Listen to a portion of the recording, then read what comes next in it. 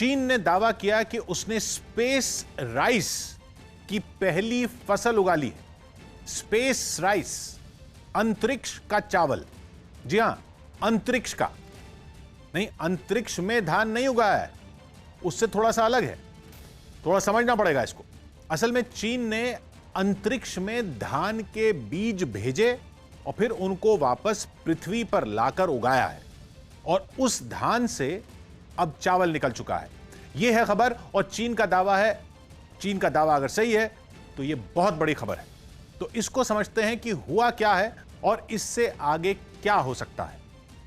चीन ने अपने अंतरिक्ष यान चैंगी में कुछ धान के बीज भेजे थे पिछले साल। 23 दिन अंतरिक्ष में रहने के बाद चैंगी वापस आया पृथ्वी पर और उसके साथ बीज भी वापस आए। ये बीज थे 40 ग्राम, कुल कोई 1600 बीज। इन पर अंतरिक्ष की किरणें पड़ी। ग्रेविटी यानी गुरुत्वाकर्षण की शक्ति भी नहीं होती है स्पेस में, तभी तो एस्ट्रोनॉट भी बिना वजन के फ्लोट करते रहते हैं। वो सब भी इन बीजों ने झेला।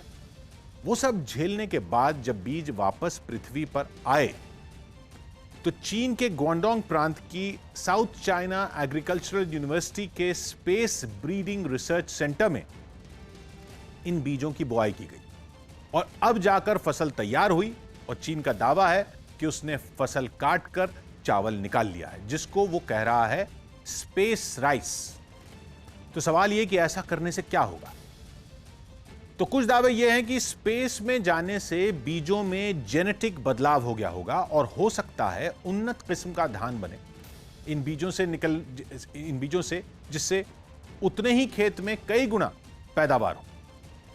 वैज्ञानिक लैब में भी जब फसलों के बीजों पर एक्सपेरिमेंट करते हैं और अलग अलग किस्म की फसलें तैयार करते हैं, जैसे गेहूं की उन्नत किस्म या धान की या किसी भी फसल की, तो वो भी रेडिएशन वगैरह लगाकर देखते हैं बीजों पर, यानी अलग अलग तरह की किरणें। तो अंतरिक्ष में तो अपने आप ही रेडिएशन होता है, वहां जो बीज जाता है उसमें अंदर तक इस तरह के बदलाव हो जाते हैं कि अलग ही किस्म की फसल खड़ी होती है उनसे। यह एक्सपेरिमेंट चीन आज से नहीं कर रहा, 1987 से कर रहा है। कुछ ना कुछ खुफिया काम तो चलता ही रहता है चीन की प्रयोगशालाओं में। यह शक तो दुनिया को पहले से रहा है। कोरोना के वायरस के बारे में भी तो कई लोग यही कहते हैं ना कि चीन अपनी वुहान की लैब में कुछ एक्सपेरिमेंट कर रहा होगा और पक्का वहीं से कुछ ऐसा हुआ होगा कि वायरस निकलकर लोगों में चला गया। इसी तरह चीन अलग अलग फल, सब्जियों और अन्य फसलों पर कुछ कुछ करता रहता है। 1987 से कभी सैटेलाइट पर, कभी स्पेसक्राफ्ट पर बीज भेजता रहा ताकि अलग अलग किस्में बनाई जाएं फसलों की। धान के बीज भेज चुका, टमाटर के बीज भेज चुका, कई तरह की मिर्चों के बीज भेज चुका अंतरिक्ष में। कॉटन वगैरह मिलाकर लगभग 200 फसलों के बीज चीन भेज चुका है अंतरिक्ष में। फिर ये बीज जब लौट कर आते हैं तो उन पर एक्सपेरिमेंट करता रहता है। ये जो धान के बीज पिछले साल भेजे थे, कहते हैं कि लैब में भी फिर इन पर काम हुआ और अब इनको खेतों में बोने की तैयारी है। चीन की मीडिया में खूब हल्ला है इस चावल का।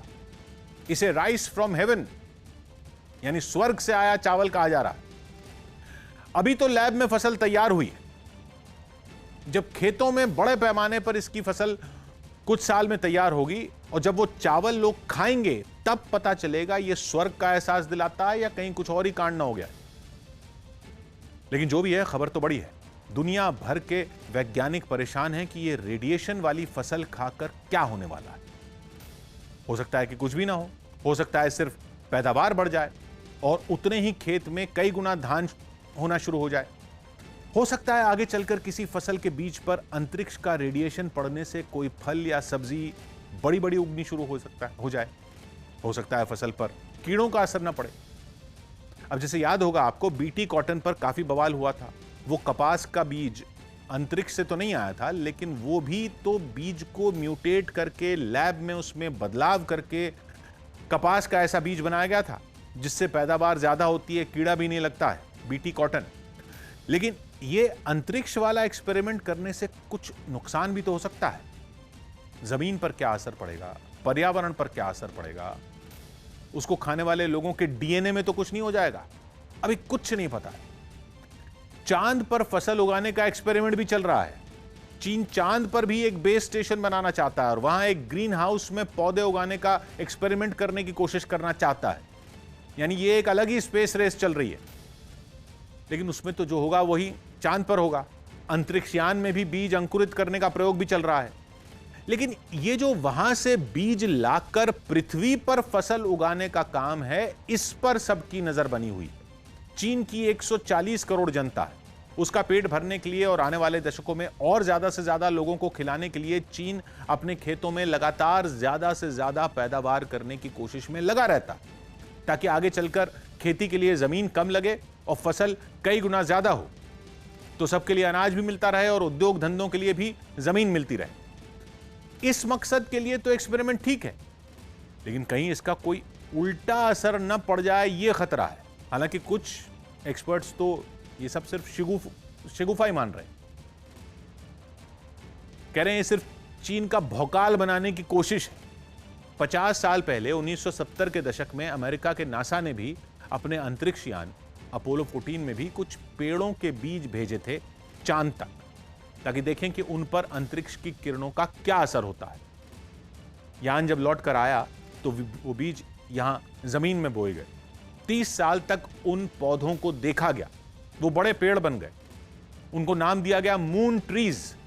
लेकिन 30 साल तक उन पर परीक्षण करने के बाद वैज्ञानिकों ने डिक्लेयर किया कि कुछ अजूबा नहीं हुआ। ये पेड़ भी वैसे ही निकले जैसे आम पेड़ हैं पृथ्वी के।